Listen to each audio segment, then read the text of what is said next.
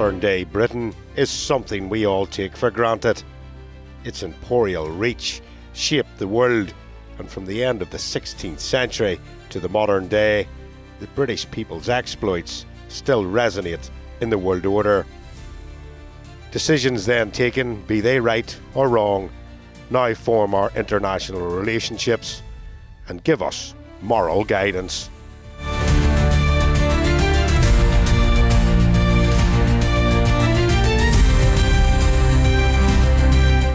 The links between church and state would see continued conflicts throughout Europe. In 1588, Elizabeth I is caught in a brutal war with the Spanish. She smashes the Armada and puts down a rebellion by the Irish Earls, leaving the province of Ulster bankrupt. By 1603, James VI of Scotland unites the crowns and becomes James I. He plants Scots Presbyterians into Ulster to awaken an Irish economy. Charles I reopens the religious question, and the conflict that followed would see not only his death, but Britain become a republic under Oliver Cromwell. Charles II restores the monarchy in 1660, but punishes non-conformists. In 1685, James II is a tyrannical king who raises an Irish army to challenge revolution. But his 3-year reign would end with his son-in-law William, his daughter Mary, becoming the only joint monarchy. They introduce the Bill of Rights, the Bank of England. They hand more powers to Parliament and shape the world for generations to come. The Glorious Revolution really is the most pivotal moment in our history within the British Isles. It creates a new constitutional settlement, and it has many layers to it as part of a wider European conflict to the balance of power of Europe. It's part of a civil war, essentially, for the throne here in the British Isles, and it's also hides a number of family disputes. The key characters are really the monarchs of the period. You have King Louis XIV of France, the Sun King, the last real, absolute, powerful monarch in Europe. And on the other side, you have William, Prince of Orange, who's his main adversary in Europe. And he is married to the daughter of James, Duke of York, who becomes James II. And those are the four really key characters that will help drive what takes place between 1688 and 1691.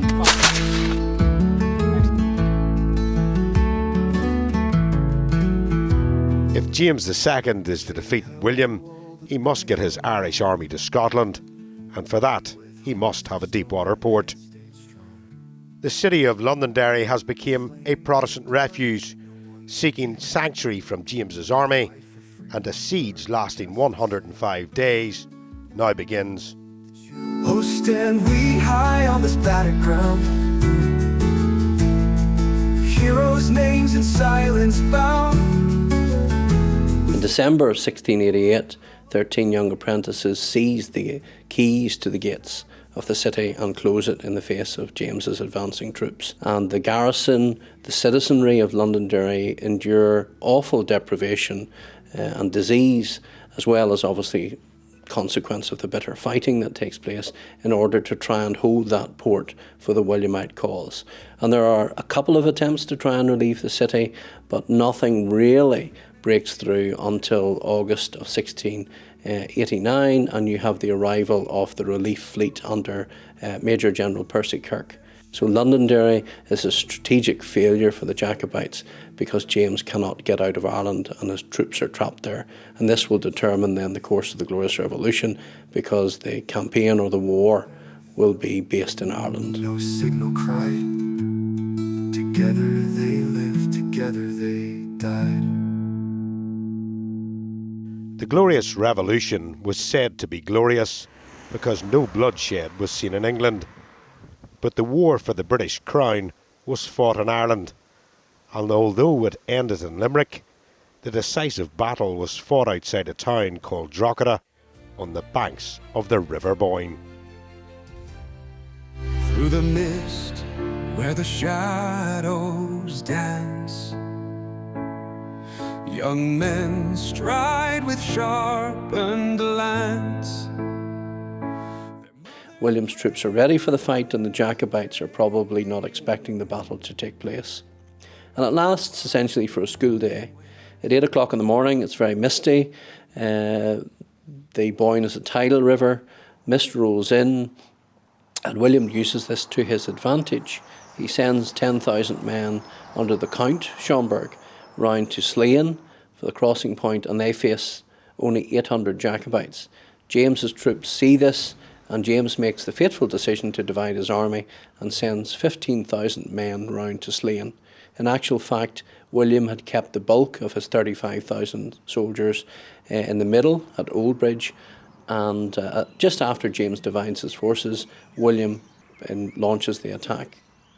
James, because he's divided his forces, has committed a cardinal sin of strategic battle, and the Williamites are able to push across at Oldbridge and push the Jacobites back despite spirited defence by the French and Irish cavalry, and the day is lost. There are only 1,500 casualties at the Battle of the Boyne, which is small given that there are 60,000 troops in the field, but it becomes the political battle of the war, because that is the only time when the recently deposed James and the recently enthroned William actually face each other at the battle. So Londonderry is the strategic battle, the Boyne is the political battle. A sacrifice for honor, ask the heaviest price. Within a few years of the end of the Revolution, the province of Ulster is rich with produce, and the question of religion was once more on the government's agenda. Those not paying into the Anglican Church would face discrimination, and the first organised migration from Ulster to America would be led by a veteran from the Siege of Londonderry. For Presbyterians in this era, life had become very difficult at the beginning of the 18th century. The Test Act was passed. Now this really was penal laws against the Presbyterians. And the Presbyterians saw this as betrayal. They had fought for the Williamite Wars, they had supported the government, and now the government was banning them. Presbyterian marriages, Presbyterian funerals were banned, children were declared illegitimate, they had to pay tithes to the Church of Ireland, public office was closed to them, and so many Presbyterians felt aggrieved. They wanted difference, they wanted to get out of this. But then there were other attendant problems as well. After the Battle of the Boyne, the local farmers here were given rents, very cheap rents for 30 years. But in 1720, these rents would come to an end. And rumour was that the rents would double and they would treble. But there was a standby income for the farmers, and that was flax. From the flax, they could make linen. The journeymen would come at the beginning of the spring and buy it, but linen prices suddenly crashed. So you have all these problems, persecution, bad prices, and the fear of a very, very uncertain future. And so James MacGregor, along with other men in the area, decided perhaps this was like the Egypt, the land of bondage. There was a promised land out there, that was America. They could go there.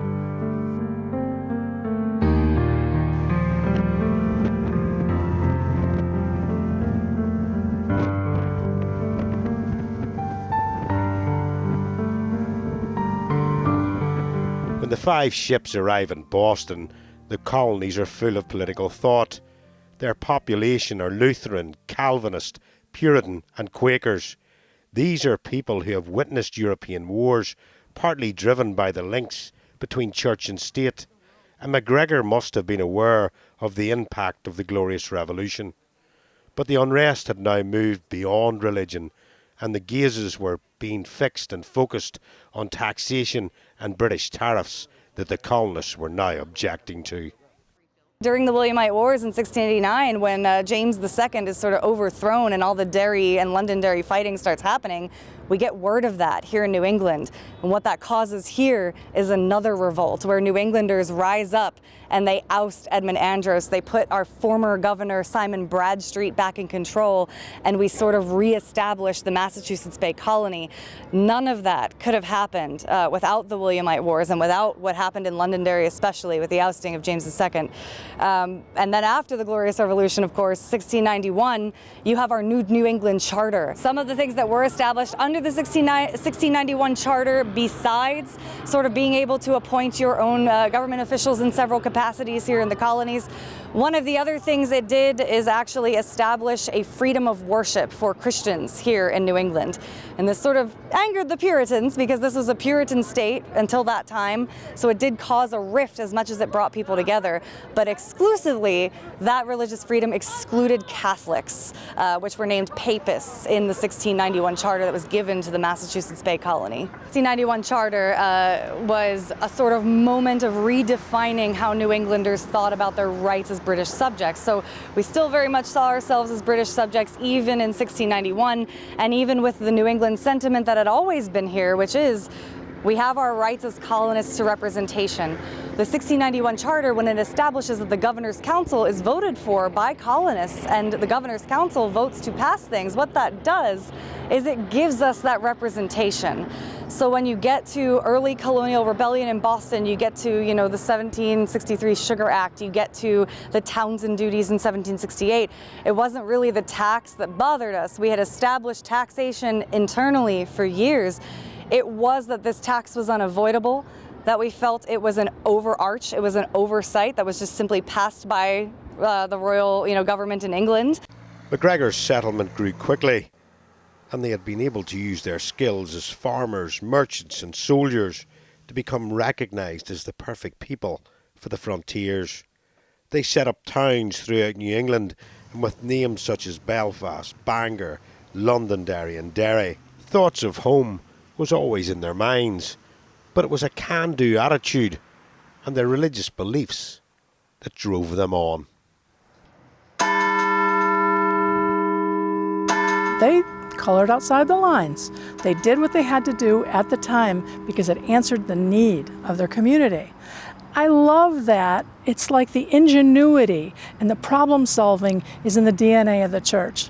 And after talking to various historians, I've got to say that it goes back to Pastor MacGregor and all the ways that he thought outside the box.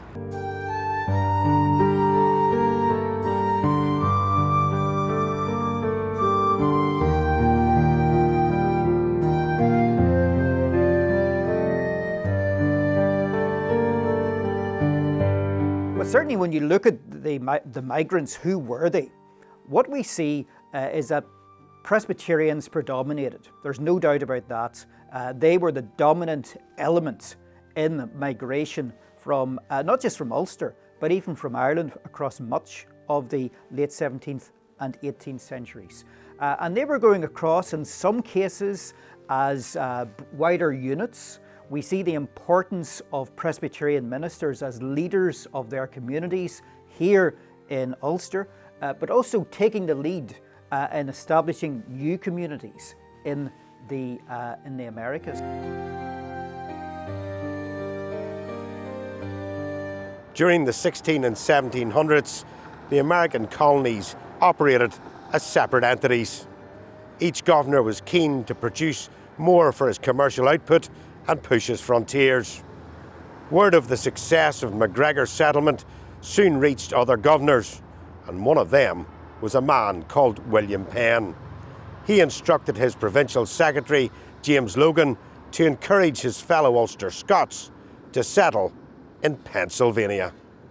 William Penn, the founder of Pennsylvania, had created a colony that was based on ideas about religious toleration, being very open to the practice of all faiths. There was no established church, so you weren't going to be taxed to support the Church of England or an establishment church, which is of course very attractive to co-religionists. And landholding was very widespread, far down the social scale. Whereas people coming from Great Britain, from Ireland, were used to being tenants on land owned by others, and really very little or no prospect of ever being able to own land. They were encouraged to come, and they saw themselves in spirit with the Quakers and all the other groups that were settling in Pennsylvania. But it's also very much about being part of a very large dissenter tradition, a tradition that was not Church of England, that was not It was one that was arguably one that was not an official state church. And so they saw themselves aligned in many respects, not just with the Quakers, but later on also with the German dissenters. You know, these are the Anabaptists, the Mennonites, and the others who also come here.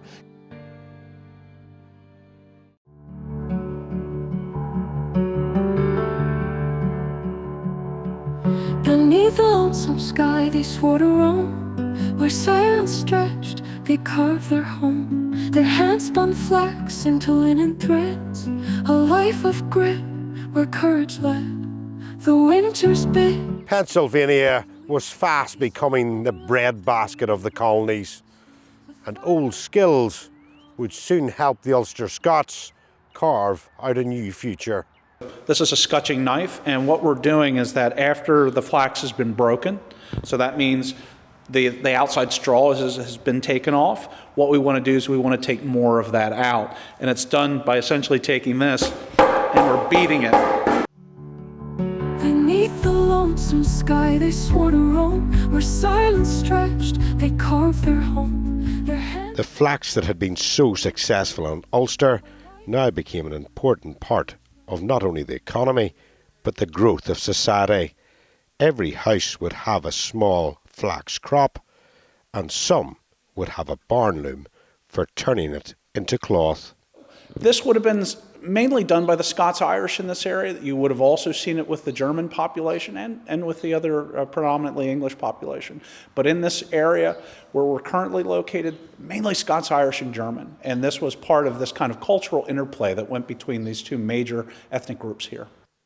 These cottage industries would be a family affair, and trading with their neighbours would cause a melding of society built on work ethics and religious beliefs.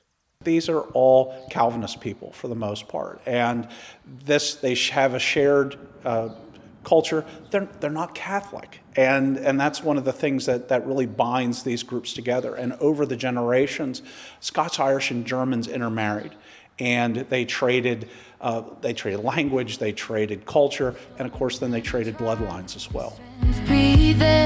With each child born they taught the tools.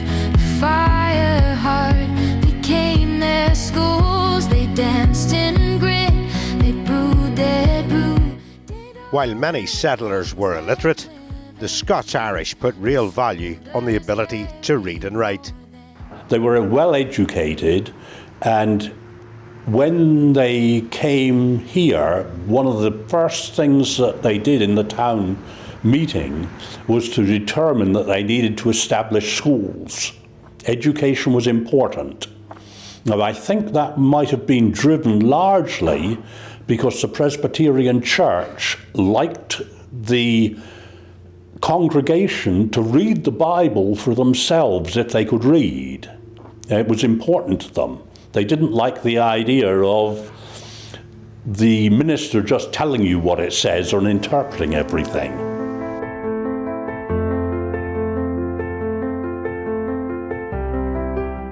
The family unit was important, and it was mostly grandmothers and mothers that encouraged and nurtured all aspects of education. The drive for knowledge pushed women's voices to the front of society, and even during the Revolutionary Wars, it was women such as Rachel Caldwell that kept the school systems running. Mary Miller was known for spinning and ran classes throughout the colonies to ensure that the linen being produced was of top quality. The creation of a new educational system transcended across the population and encouraged multilingual communities.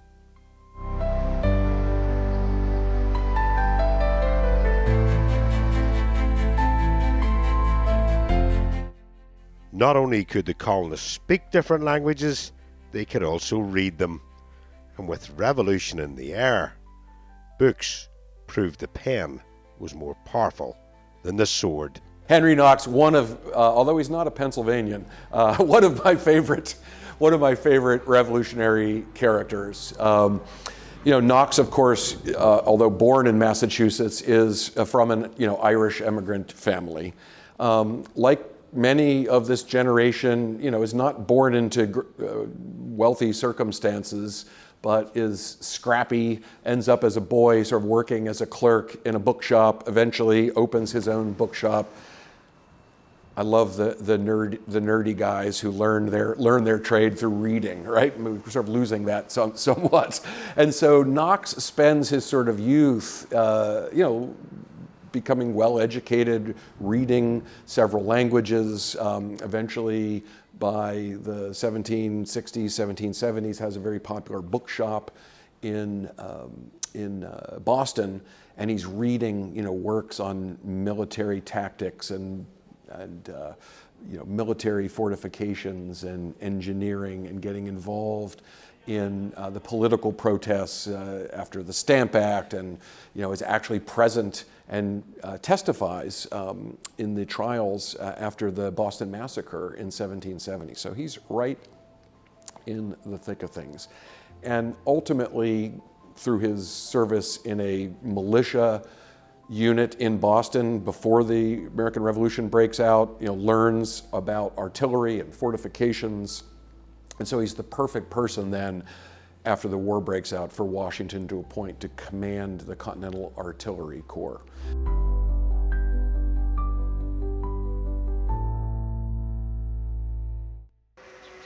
From the hearth to the hall, education was more than a lesson. It was a legacy. The learning did not stop at the doorstep. It carried into their communities, into the meeting houses and churches, where governance was not top-down, but shared. Unlike the rigid rule of kings and bishops across the sea, the Ulster Scots and their fellow Presbyterians believed in a structure where no man reigned, where power was balanced, and all voices had weight. So there's no question the Presbyterians had an outsized influence on the founding of the country. Of the 46 people who signed the Declaration of Independence, 12 were Presbyterians, including the only minister, John Witherspoon. And when we look at the text of the Constitution, which James Madison wrote, there are some very noticeable ideas that seem to come from Calvinism. And that's probably because James Madison studied at Princeton University with John Witherspoon, who was a Scottish Presbyterian minister. Specifically the idea of the separation of powers. Calvin thought that because of original sin, power should not be vested in one person or one organization. It should be shared so that each group checks the power of the other. This is an idea that James Madison took to heart and is a basic part of the United States Constitution. It's why we have the legislative, judicial, and executive branches.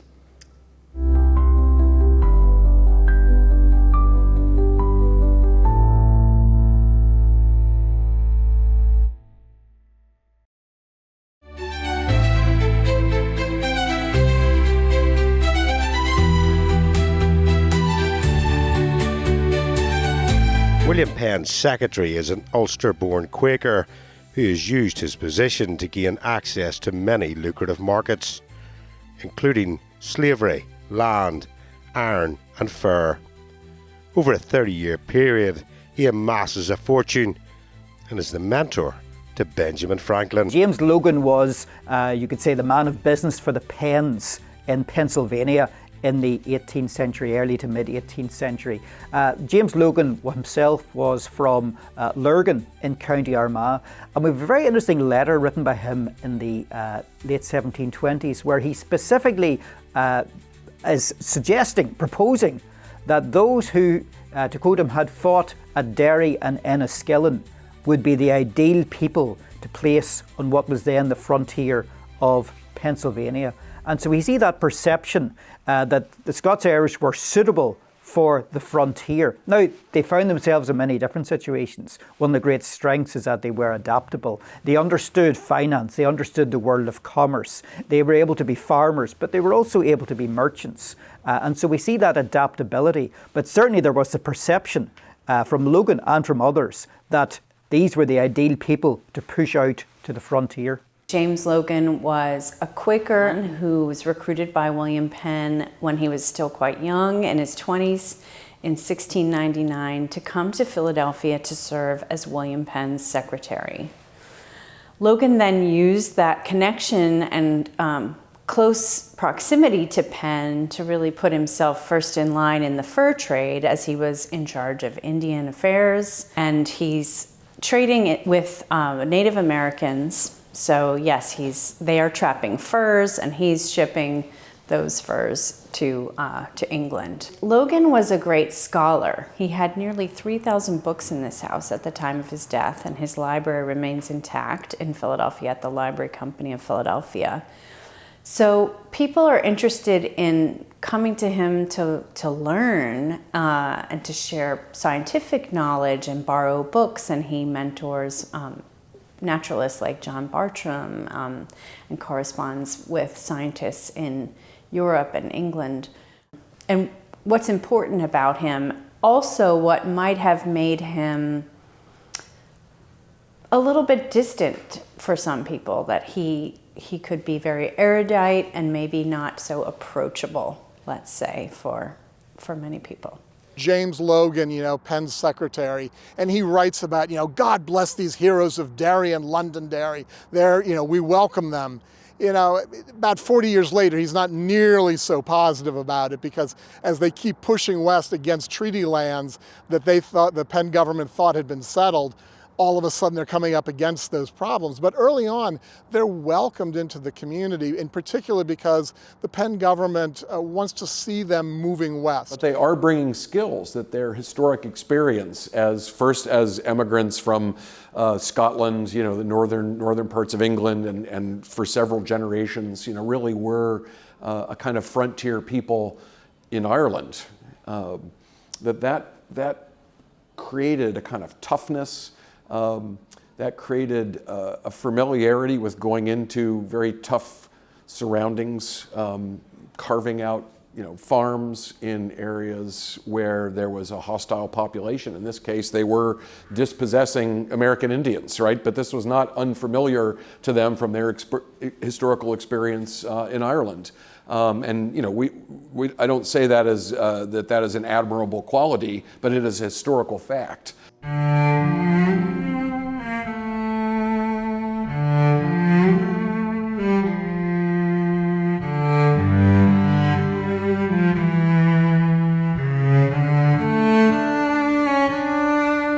As the colony's production grew, more regulations and taxation was being imposed from London.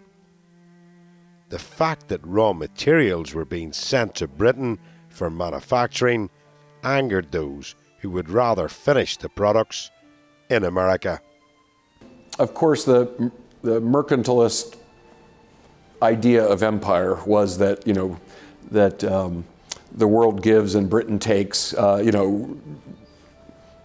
Iron we're in a particularly rich iron-producing region in the colonial era, but it was illegal to manufacture finished goods here. You had to export pig iron, and then it would come back as finished goods. I would say that there were laws that were saying that, but it seemed like they weren't exactly paying much heed to them. There was already an economy that was happening in the back country in which it was feeding an American market. So the idea of sending raw material back to the mother country to then be shipped back just seemed like something that most of these folks probably shook their head at and said, well, I'm not doing that. Pennsylvania was rich with minerals such as coal and iron, and the discontent on the acts set in London were now choking business and growth. Revolution was in the air, and it was being talked about openly. Those who had the most to lose were risking their fortunes to produce armaments. When any of these iron masters, anywhere from the folks that would have been at Durham Furnace, George Taylor, for example, they all really took risks because you might be able to plausibly say that you have been led astray if you maybe picked up a gun and went in with the army. But if you took your entire operation and changed it over to munitions, that was going to be a hard thing to talk your way out of. And these were men that were of position. They owned vast quantities of land. They literally employed hundreds, if not thousands of people. So they risked the entirety of not only their fortune, but also probably the fortunes of their progeny And after all, that was one of the main reasons they came here, not only for their own well-being, but the well-being for generations yet unborn. America is this weird experiment for the crown, insofar as you have a history of Great Britain coming into a country, India, elsewhere, and there's a native population. Here, the native population are all Englishmen.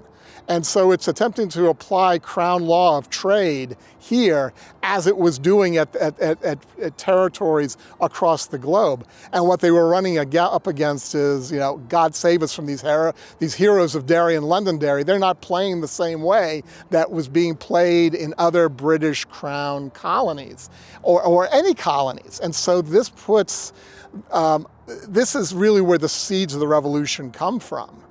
Robert Coleman was an ironmaster from Donegal. He became America's first millionaire. But to get his product to market, he knew that infrastructure had to be built. So this was out in the middle of nowhere at the time. So one of the first things that they needed to do, the product is worthless if it's only here. You had to get it to other markets. So they invested in roads. Very early on, they're building roads. Eventually, they want something better. So then they invest in building canals in the 1820s. And by the 1850s, they build the infrastructure for railroads.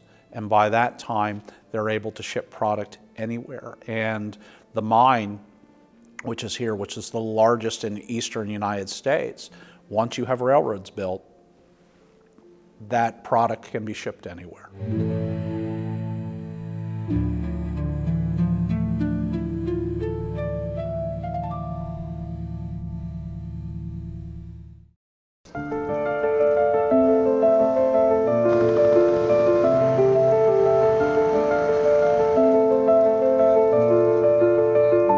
In just 250 years, America has become the most powerful nation on earth. Born from revolution, America embraced King William's Bill of Rights, legislating for freedoms of speech and self-determination. Religious protests in the early 1700s set legal precedents that the newly formed states still abides by. Francis McKeamy was born in Donegal. He was from the area north of Ramelton in County Donegal. If you go today to the old meeting house in Ramelton, you can see a blue plaque placed on the wall there. Francis McKeamy grew up in an Ulster Scots community. He was educated at Glasgow University. It's very interesting that if you look at his record of entry in the university registers, he appears as Scoto-Hibernian or Scots-Irish. Now in 1707, McKeamy was involved in a very high-profile legal case in America. He had been arrested by the governor of New York for preaching without a license. He was imprisoned for a time. He came to trial, but he was actually acquitted. And that case has become regarded as a landmark one for religious freedom in America. Plymouth Colony was successful because of its leadership, and I think because of the common suffering of the first winter. When Mayflower arrives, it comes with more than 100 passengers, yet 2.5 months later, half of them are dead. They have seen horrific suffering and losses, and what you find is there is a commitment among those people to stand together having known such suffering, but they also have a civil vision that before they come ashore, they sign the Mayflower Compact, which gives them the right to govern themselves, to create officers and laws as needed, but the sense of taxes doesn't really arrive until later in the century. But one of the most important things about Plymouth Colony's approach to taxes, and it's in their general fundamentals, which legal historians recognize as the first Bill of Rights in the English-speaking world. And one of its points is no taxation without representation. And later in the century, in the 1680s, when there's a lot more royal regulation of New England and New York, and instead of declaring their own taxes, royal authority telling them what they must pay, One community in Plymouth Colony, the town of Taunton, says, not paying. We had no voice in this.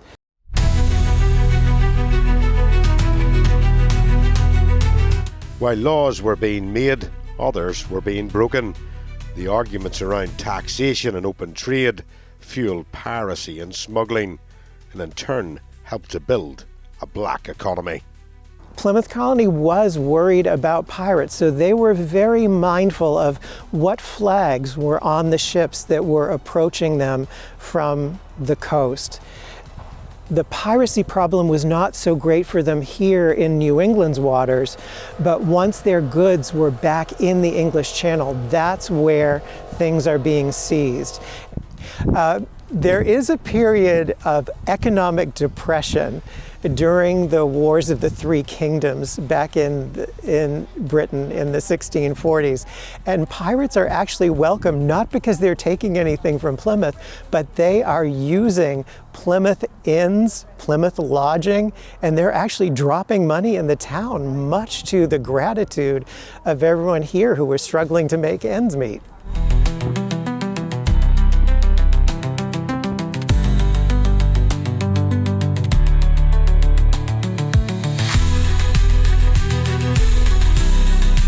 Smuggling defied the crown, but whaling thrived within the law because it processed at sea. This loophole spurred it from British taxes, fueling a boom in shipbuilding, rope making and trade. The colonies weren't just resisting, they were building their own economy at sea. Commercial whaling increased sort of extraordinary profits and numbers in terms of the whales that they could catch and process once whalers started processing the whales on board. So they actually built the try works, the place where they would render the whale and turn it into the oil. They built it on shipboard on the deck. Previously, most commercial whaling ventures, the Dutch or the British, for example, had shore whaling stations where they would have to bring the whale to shore to process it. But once you could process it on shipboard, you would be much more efficient. You were out in the whaling grounds and you could continue to hunt and catch those whales and process them infinitely until your hold was full. New Bedford by the 1840s was considered the richest city in the United States per capita because of the wealth and profit made from commercial whaling.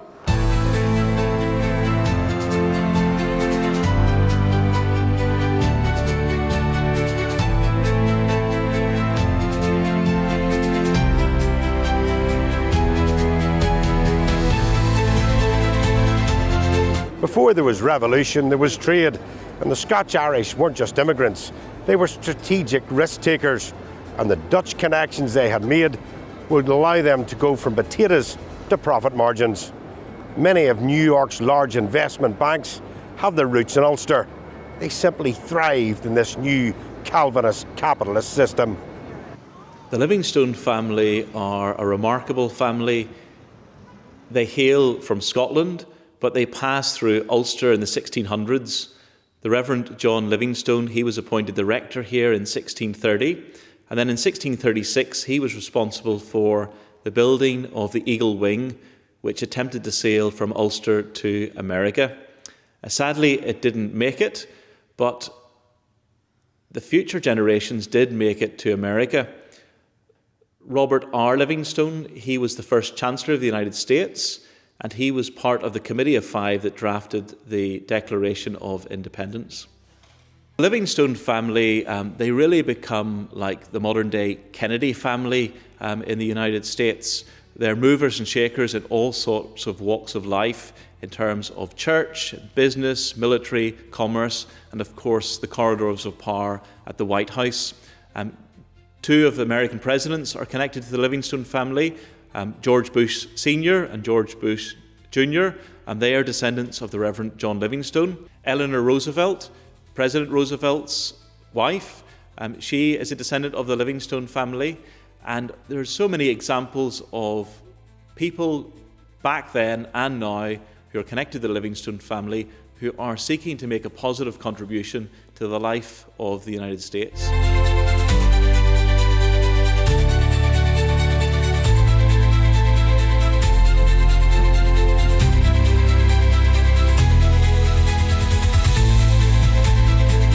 They came from different shores, Ulster Scots, Dutch, Germans, Swedes, each with hands to build and hearts that would not bow. In the New World they found kin in English pilgrims, fellow Calvinists and seekers of liberty. Together they carved out not just a living, but a moral economy, grounded in faith, skill and deep resistance to British excess. Their families formed the backbone. From the forge to the farm, every generation contributed, and when the law worked against their survival, they worked around it, quietly, skillfully, defiantly. Before freedom was declared, it was already being lived. These were the foundations of freedom.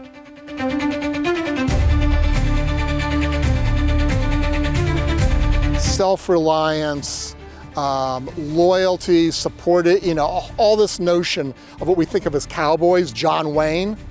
I would argue you could find that string going back arguably to Northern Ireland and before that to the borderlands.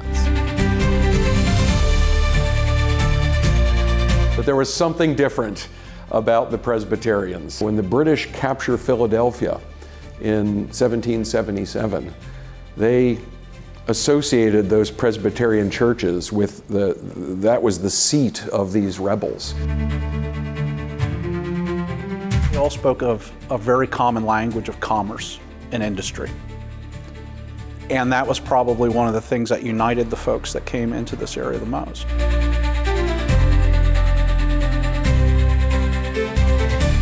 Of all the different constituencies, Presbyterians were most likely to be supportive of independence. They were more likely than most to be patriots.